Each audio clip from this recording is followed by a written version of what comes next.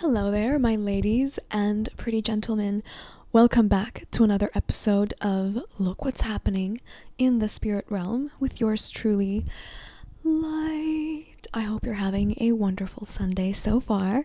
I thought I'd wear red because today we have a hot topic on our hands, as you can see by the title, and it is an underestimation. What I'm hearing is something that couldn't really make its way to you at a previous timeline is making itself to you at this time. And it's not going to happen in the way that you expect it. In fact, the things that could be going on could actually scare you. It could make you feel a sense of not being able to trust truly anyone, especially this individual that we're going to be talking about today. We're actually going to be talking about an acquaintance. I know this is like, an acquaintance? We're going to be talking about an acquaintance who has, in some fashion, sort of taken a liking or has turned against somebody's soul family, twin flame, whatever the case you want to call it. There's an acquaintance that felt like there was probably more. There should have been more. There's a sense of like possessiveness that somebody has over an energy that you have shared with them. Perhaps an energy that, for some of you, your spirit team may have subtly warned you against being with this person in any shape or form, even interacting with them briefly, because they have a sense of, I want to say they have a sense of longing for some kind of energy that perhaps you embody, but a lot of it is a projection of what they need, right? Somebody's needs are not met in particular. But what's going on is very interesting because it's sort of like a triangle for some of you. And for others of you, the so-called acquaintance is both the person of interest to you, and they're almost playing two different characters, or they're flipping between two coins, two personalities. And for others of you, it is an actual acquaintance, a third, I don't like the word third party, a third person outside of whatever interaction that you have with the person that you consider either a twin flame or a soulmate. So with that out of the way, let's get straight to the meat and potatoes. Now,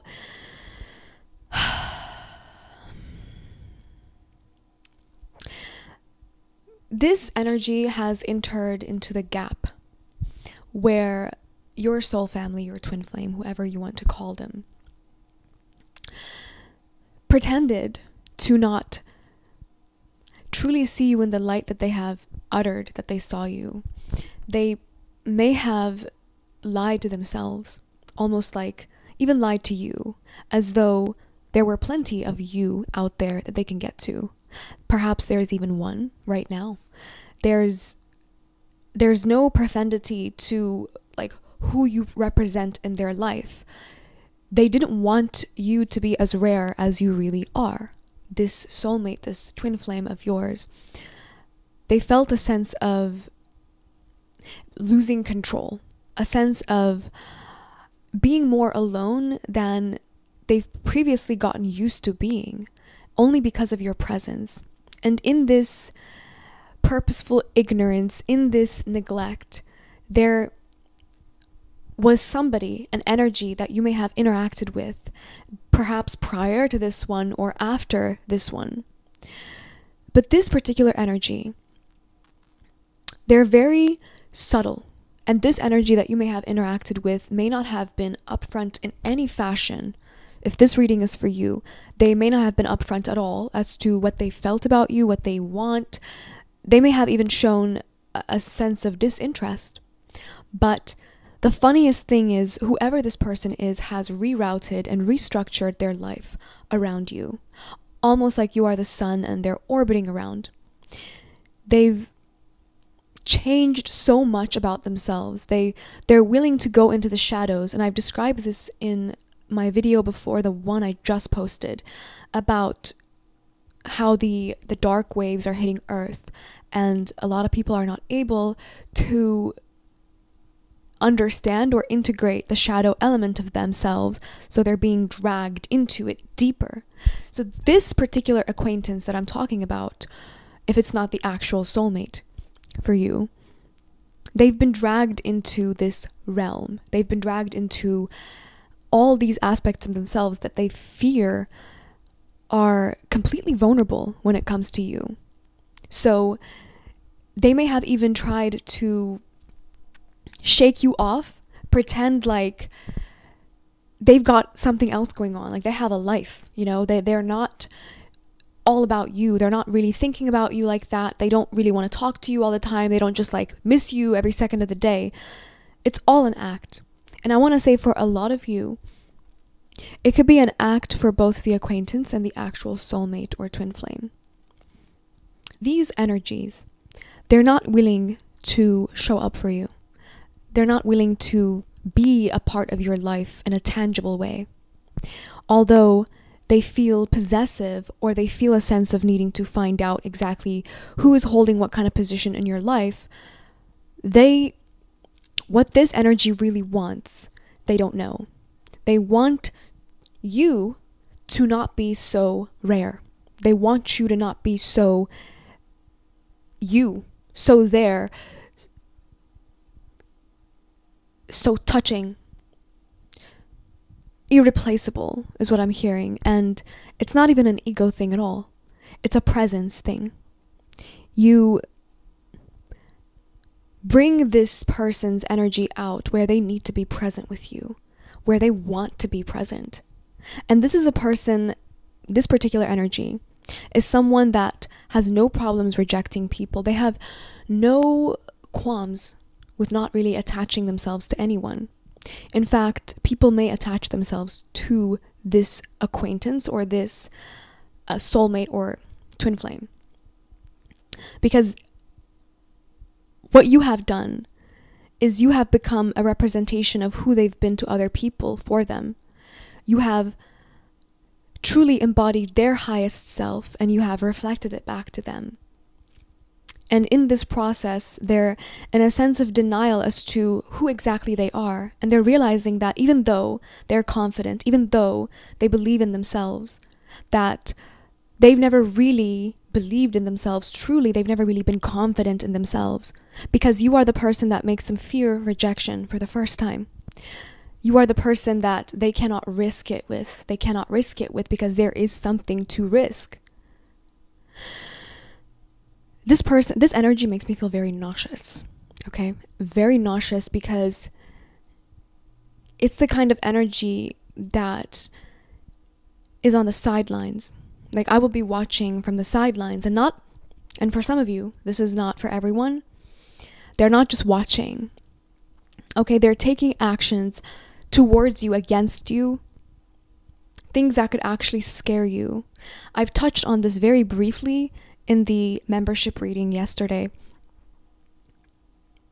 I've actually delved into this energy.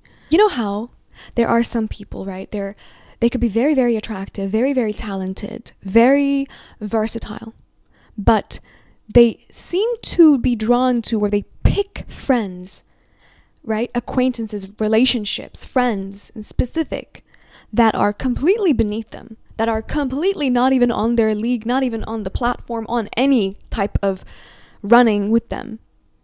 This is the energy I'm talking about today.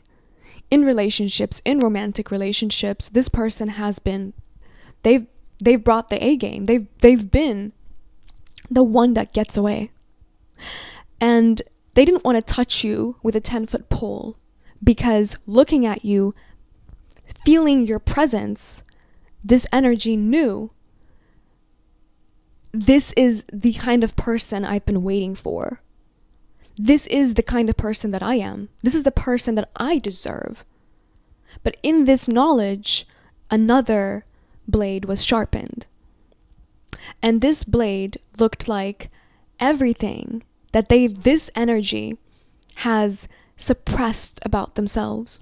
The fact that they've truly gathered people around them that are less than them in order to feel secure.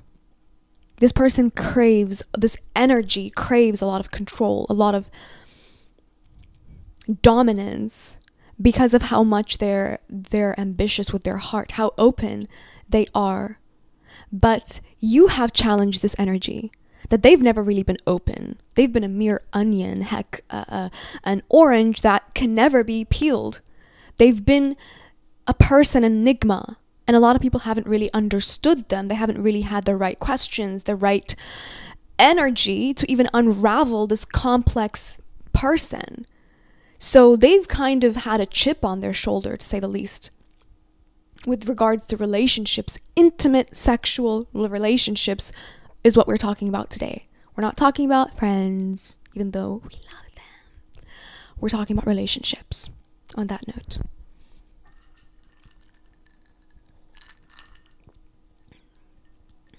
This would be gin and amaretto, a tiny little drop of amaretto. I just kind of swirled it into the glass. It's a liqueur, an almond liqueur. A tiny drop, if you're going to do it, just a tiny drop.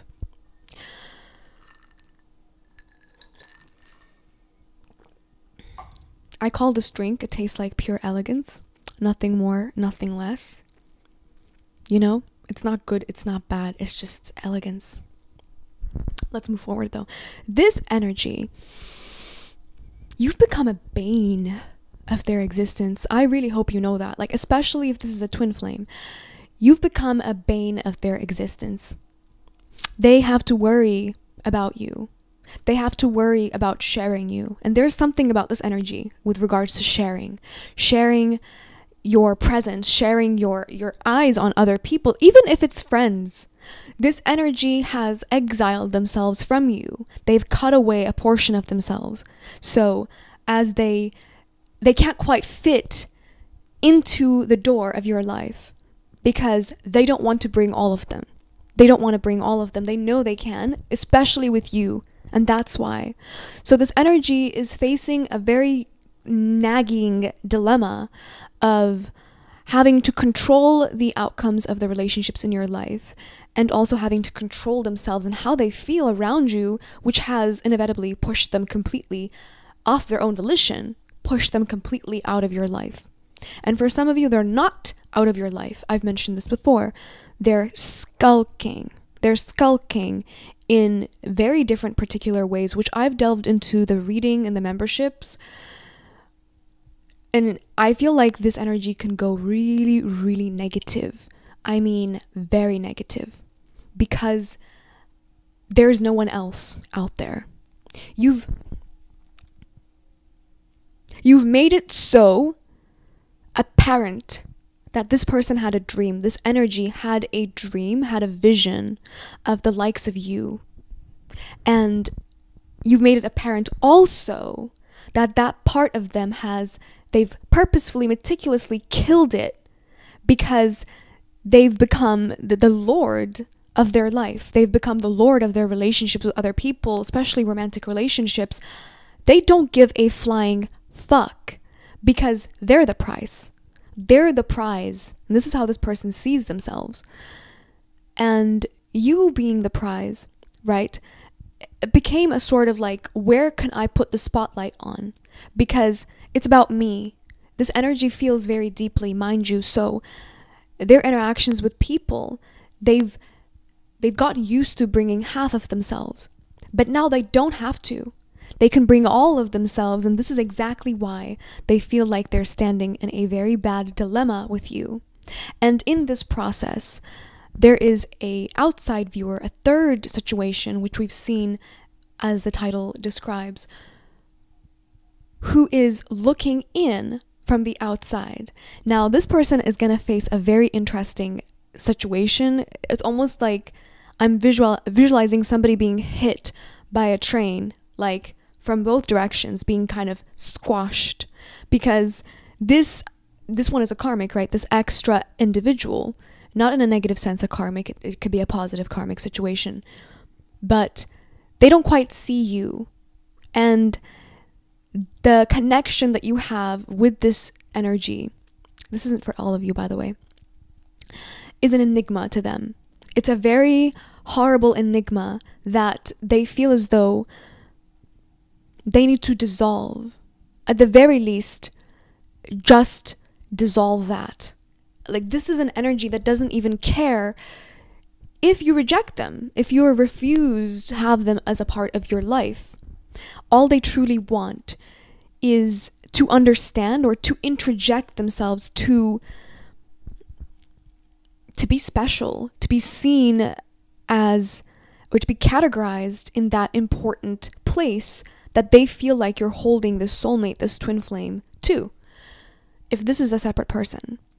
But if it's the same individual who is having a split situation, a split mind here about you and about this connection, this is the kind of person that's showing you a version of themselves that is completely false and untrue. And this version could look like a trim, cleaned up, like sober, I really don't care about you and there's plenty of you out there kind of energy. And in that energy, what they're doing is they're embodying more of their shadow side because they're lying to you. And as they embody their shadow side, for a lot of you, this person, this energy is skulking in the corners of your life and truly taking the time and energy to study your movements, your routine, what you like, who you truly are. Like, if you have anything online, this is a person that will sift through it religiously, not because they're quote unquote obsessed with you, but because they've denied themselves access to you that nobody else actually even has. And they deep down, they know that. They know you hold a special place in your heart for them. And they feel like they can finally live in the life that they've been waiting for. But in that waiting, they have receded and settled into a fake, fraudulent version of themselves that likes to present society with this perfectly situated individual image. And it's worked because nobody has been worth risking, or nobody has been worth explaining themselves to for this individual. They stopped trying to be a part of people's lives, and everything happened very effortlessly with you. So what they did was what they've gotten used to. So they have excluded themselves from your life purposefully, knowing that you feel about them the same way they feel about you. But now they're challenged with the shadow side of themselves that has been thriving, unstopped. It's been eating, okay? It's been eating. And now they have to deal with that part. So as they do, for some of you, this is a person that could endanger you. This is an energy that could endanger themselves, their livelihood, the livelihood of other people. And it's not a joke, it's not an exaggeration. This is the energy I'm picking up on.